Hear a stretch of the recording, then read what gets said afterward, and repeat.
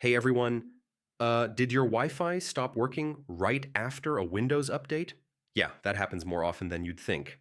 The good news is there are a few quick fixes that usually restore your connection fast. Let's go step by step. First, restart your computer and your router.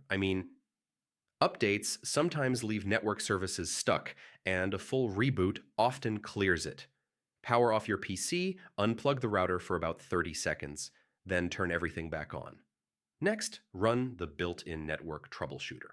Yeah, Windows can automatically detect and fix many post-update issues.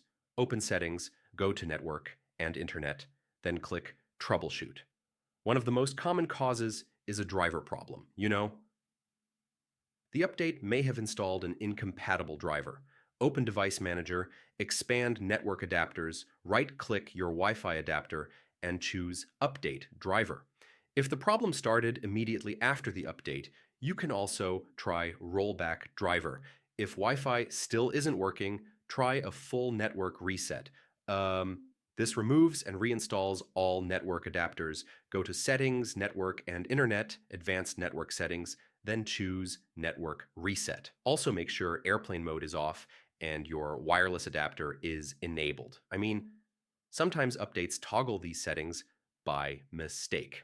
If the issue started right after a specific update and nothing else works, you can uninstall that update.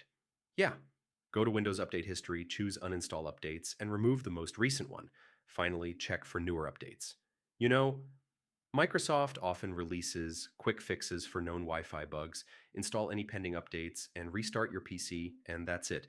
One of these fixes usually restores Wi-Fi after a Windows update. Try them in order, and you should be back online quickly. Thanks for watching, and I'll see you in the next one.